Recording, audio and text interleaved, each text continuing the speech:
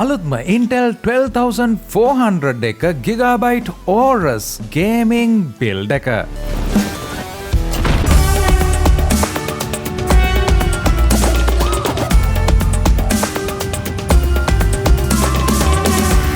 ඔයා සාදරයෙන් පිළිගන්නවා තවත් interesting Gigabyte build series එකේ වීඩියෝ එකකට. ඉතින් ඔන්න Gigabyte සමාගමත් එක්ක එකතු වෙලා PC Guide LK එක අරගෙන එන all Gigabyte build series එක යටතේ අද අපි කරන්න යන්නේ අලුතෙන්ම රිලීස් කරපු Intel සමාගමේ 12 gen එකේ ඔන්න හැමෝටම ගන්න පුළුවන් series එකට ආවම එන පළවෙනි i5 processor එක. මේක තමයි 12400 කියලා කියන්නේ.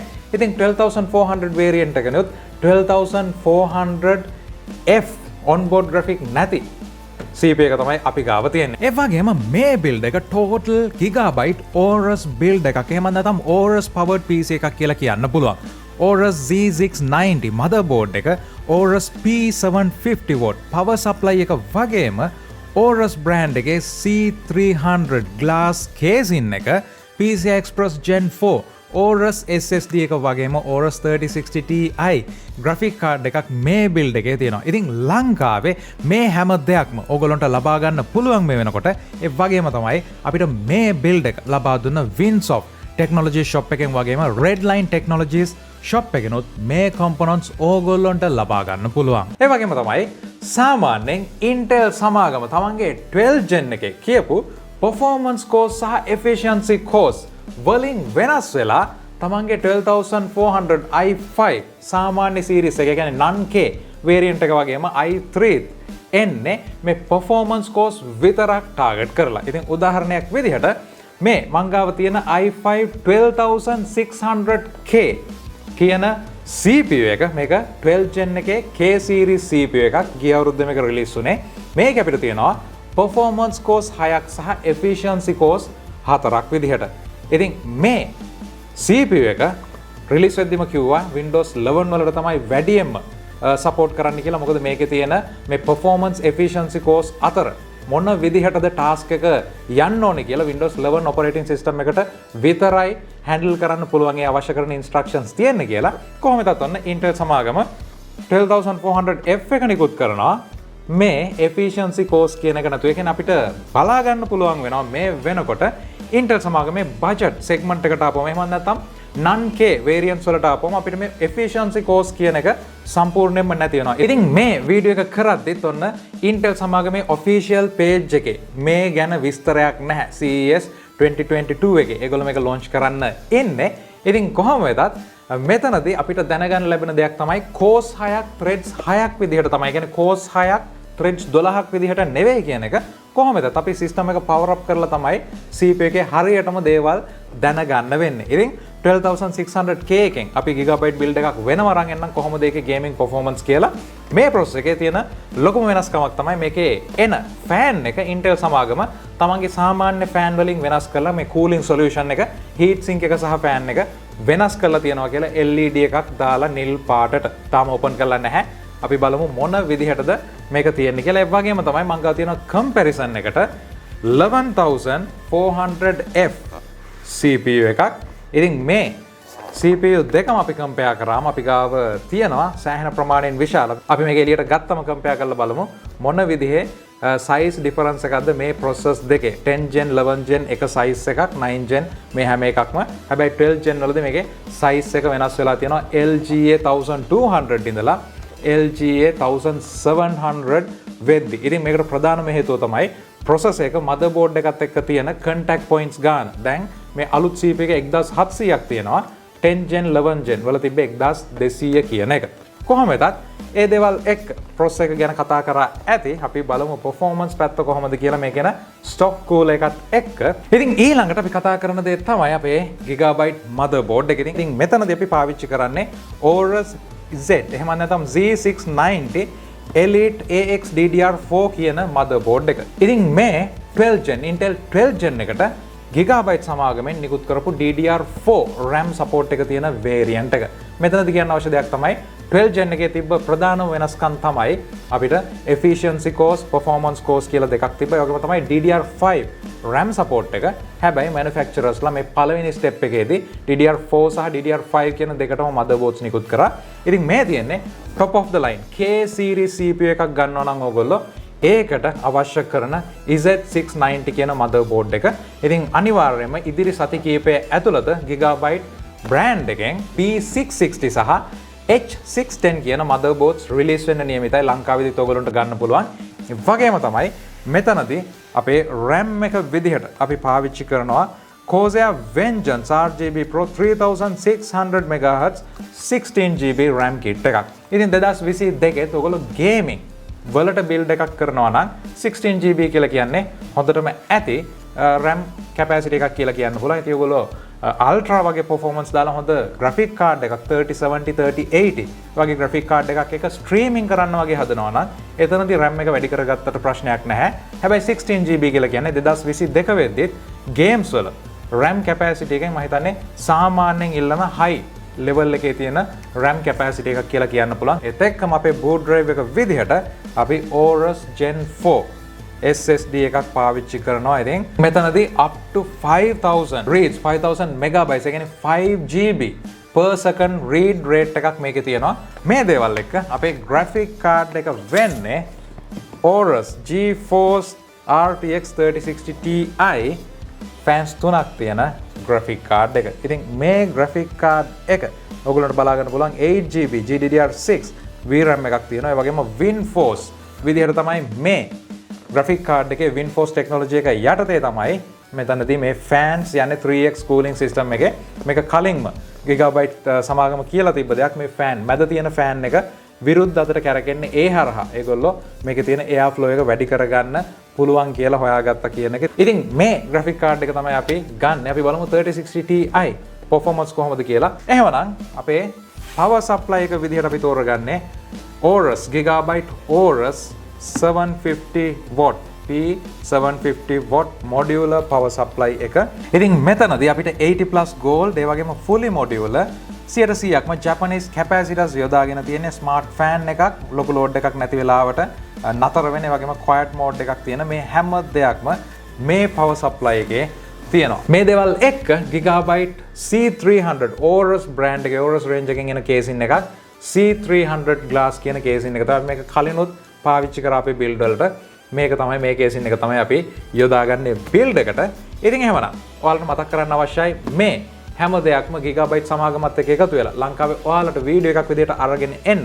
විශේෂයෙන්ම මේ product හැම එකක්ම මිලදී ගන්න පුළුවන් තැනක් තමයි අපිත් එක්ක වැඩ කරන Winsoft Technologies shop එක Unity Plaza එකේ. ඒ වගේම තමයි Redline Technologies shop එකෙනුත් ඔයගොල්ලන්ට මේ තියෙන range එකම ලබා ගන්න පුළුවන්. ඒ වගේම තමයි ඔයාගේ build එකත් Winsoft එහෙම නැත්නම් Redline shops වලින් හදලා මේ තියෙන spec එකත් එක්ක එහෙම නැත්නම් ඔයාලට කැමති spec එකක් එක්ක ඔයාලට හදලා ගෙදරටම ගෙන්න ගන්නත් පුළුවන්කම හැකියාව තියෙනවා කියන එක මතක් කරන්න ඕනේ. ඒ වගේම තමයි මම පල්ලෙහා description එකේ දාලා තියෙනවා ඒ අදාළ shops වල links. ඉතින් ඔයගොල්ලන්ට පුළුවන් මේ shops වලට ගෙදර ඉඳගෙනම දැන් ඔන්න website එකට ගිහිල්ලා මේ දේවල් තියනවද available ද ඔයාලට laptop desktop මේ ඕනම දෙයක් ගන්න ඒ හැම දෙයක්ම available ද නැද්ද online order කරගන්න hotline numbers මේ හැම දෙයක්ම යාලගේ website වල තියෙනවා. right ඉතින් අපි අපේ 12400F CPU එක තමයි බලන්න යන්නේ කොහොමද කියලා. ඉතින් ඔන්න පළවෙනි වතාවට අලුත් cool එක අපි බලන්න යන්නේ. මේක ගැන rumors තිබ්බා cool එක වෙනස් කරනවා කියලා. ඉතින් අපි බලමු ඒක ඇත්තක්ද කියන එක. මේනකොට photos එහෙමත් online තියෙනවා. නමුත් හරියටම බලන්න යන්නේ මේ වෙලාවේ. ඉතින් ඔන්න processor එක 12400F processor එක Intel i5 .1700 අපි බලමු කොහොමද මේක compare වෙන්නේ කියලා 11 gen එකේ processor එකකට. එහෙමනම් අපි බලමු cool එකේ කතන්දරය ඇත්තද කියලා. right back finish කරපු cool එකක් තියෙන්නේ. ඔව් cool එක ගැන release වෙච්ච දේවල් ඇත්ත. මේ තියෙන plastic කෑල්ලක්. ඉතින් මේ plastic shroud එක blue coloring එකක් යනවා. LED එකක් තියෙන්න අවශ්‍යයි leaks හරිනම්. හැබැයි මේකේ තියෙන block එක මෙතන copper උඩ black aluminum විදියට තමයි තියෙන්නේ. ඒක හැබැයි තාමත් පොඩි. ඉතින් මේ බිල්ඩ් එකට අපි ස්ටොක් කූල් එක තමයි පාවිච්චි කරන්න යන්නේ. මොකද 12400F එකත් එක්ක මේක. ඉතින් ටක් ගාලා අපි බලමු. ඉතින් ඒත් එක්කම අපි ගාව තියෙනවා 11400F. ඒ කියන්නේ මේ processor එකට කලින් ආපු processor එක 11400F එක. ඉතින් දැන් අපි බලන්න යන්නේ මේකේ size comparison එක. මොන විදිහටද processor එකේ size වෙනස් වෙලා තියෙන්නේ. 1200 වලින් ඉඳලා 1700 වෙද්දි කියන එක. ඉතින් ඔයගොල්ලන්ට බලා ගන්න පුළුවන් processors දෙක. කලින් ආපු Intel processors හැම එකක්ම මෙන්න මේ විදිහට තමයි ආවේ. 12 gen එකේ processor එක දිගින් වැඩි වෙලා තියෙනවා. ඔයගොල්ලන්ට බලා ගන්න පුළුවන්. මේ දේවල් එක්ක මේකේ තියෙන contact points ප්‍රමාණය තමයි වැඩි වෙලා තියෙන්නේ. ඉතින් මේකේ 1200 මේකේ 1700 විදිහට contact points වැඩි වෙලා තියෙනවා. ඉතින් ඔය වෙනස තමයි 12 gen එකට එද්දි සිද්ධ වුණ ලොකුම වෙනස වෙන්නේ. අපේ DDR4 PCI Express Gen 5 support එක තියෙන motherboard එක.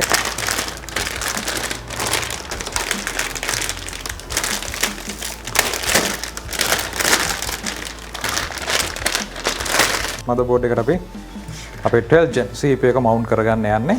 ඉතින් 12400F CPU එක ඒ වගේම තමයි Intel සමාගමේ mounting mechanism එක පොඩ්ඩක් වෙනස් වෙලා තියෙනවා. කලින් තිබ්බේ 11 gen එකේ එහෙම අපිට මේක open කරපුවම මේ පැත්තෙන්ම තමයි open වෙන විදිහට. නමුත් දැන් මේක open වෙන්නේ මේ පැත්තෙන්. slot එක ඒ වගේම 1700 ලොකු socket එකක්. මෙන්න මේ විදිහට අපිට තියාගන්න පුළුවන් processor එක.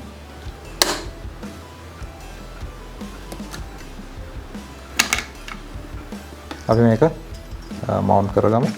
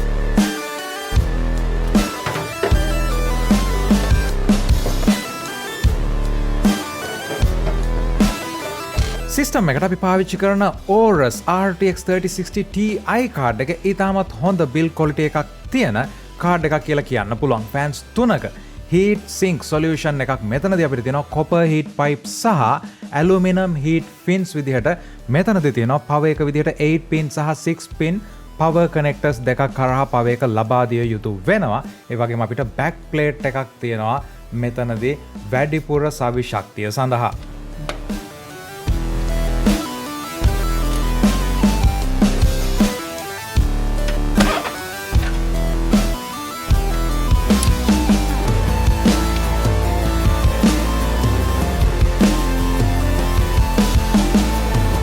ඉතින් මේ විදිහට සිස්ටම් එක බිල්ඩ් කරලා පවර් අප් කරගත්තට පස්සේ අපි නෝට් කරපු පළවෙනි දේ තමයි අපේ Intel stock cooler එකේ LED ring එකක් නෙවෙයි තියෙන්නේ සාමාන්‍ය නිල් පාට ප්ලාස්ටික් රවුමක් කියන එක. කොහොමද? සමහර රූමර්ස් වල ලීක් කරලා තිබ්බ මේක LED ring එකක් කියන එක ඒ විදිහ දෙයක් නැහැ කියන එක කියන්න අවශ්‍යයි. ඒ වගේම තමයි cores 6ක් threads 12ක් අපිට තියෙනවා මෙතනදී efficiency cores නැහැ processor එකේ. ඉතින් අපි BIOS update කරගත්තා තියෙන අලුත්ම bug fixes මේ 12 gen එකට. ඒ වගේම stability improvements මේ හැම දෙයක්ම ලබා ගන්න. ඉතින් ඔයගොල්ලන්ට බලා ගන්න පුළුවන් cool එකේ මේ LED effect එක නැහැ කියන එක. ඊට පස්සේ අපි මෙතනදී Intel Extreme Utility එකත් අපිට Windows 11 යටතේ install කරගද්දි ප්‍රශ්නයක් ආවා unsupported CPU එකක් තියෙන කියන එක. ඒක මම දන්නේ නැහැ Intel සමාගම ඉදිරියේදී update කරයි. කොහොම වෙතත් idle වලදී අපිට Celsius අංශක 48ක වගේ උෂ්ණත්වයක් තමයි එන්නේ.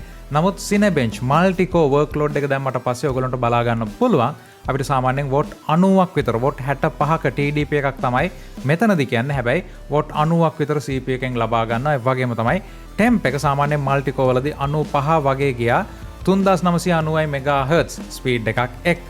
ඒ වගේම තමයි දැන් ඕගොල්ලන්ට බලා ගන්න පුළුවන් සිංගල් කෝ වර්ක්ලෝඩ් එකක් යටතේ අපිට 4.4 GHz දක්වාම වගේ මෙතනදී CPU එක වැඩ කරනවා. ඒ වගේම තමයි power එකත් අඩුවෙන් යන්නේ සාමාන්‍යයෙන් watt 30ක් විතර.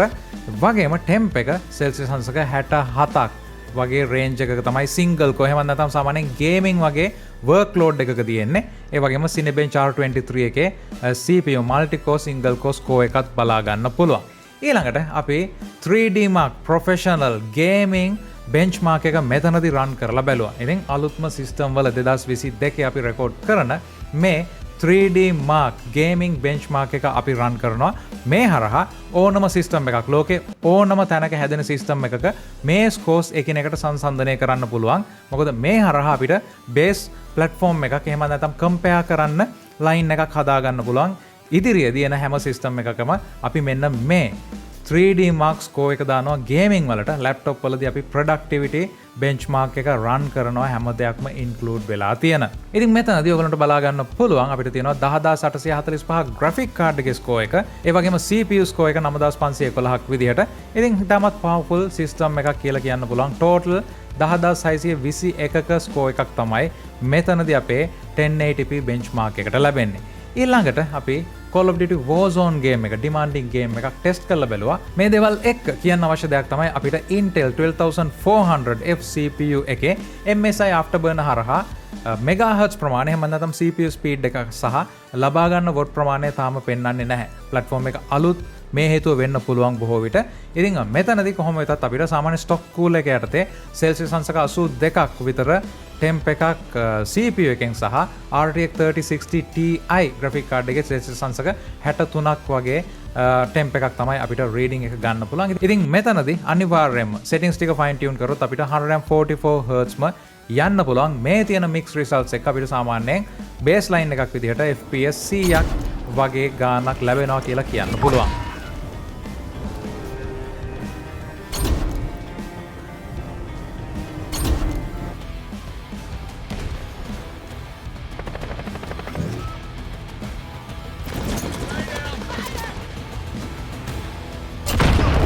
Ooh, you blew me up.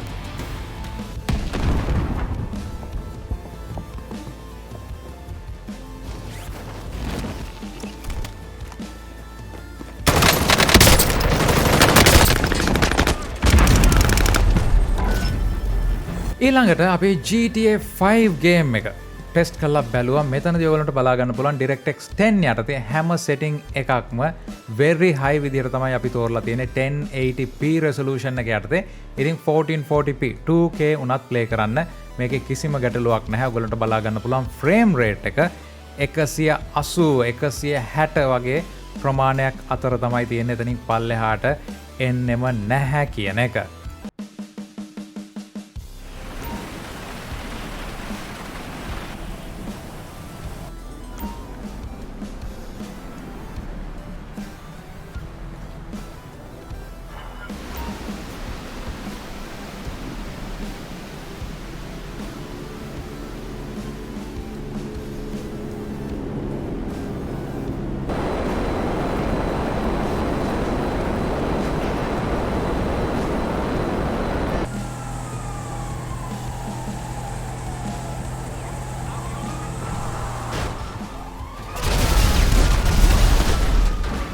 මේත් එක්කම අපි Fortnite game එක play කරලා බැලුවා. ඔයගොල්ලන්ට බලා ගන්න පුළුවන් 1080p resolution එක යටතේ epic settings සහ anti aliasing සහ තවත් setting එකක් අපි medium විදියට post processing එක දාලා තියෙනවා. මේ යටතේ game play එක ඔයගොල්ලන්ට බලා ගන්න පුළුවන්. අපිට සාමාන්‍යයෙන් 144 Hz වලට වඩා වැඩි frame rate එකක් කිසිම ගැටලුවක් නැතුව මෙතනදීත් ලබා ගන්න පුළුවන්.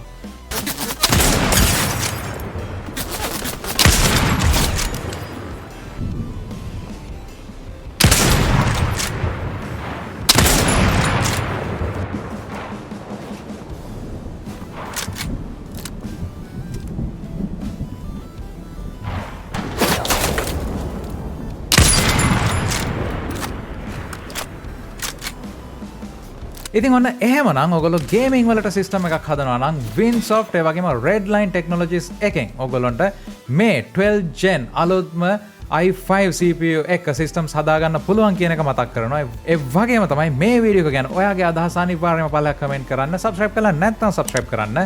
හම්බෙමු තවත් වීඩියෝ එකකින්.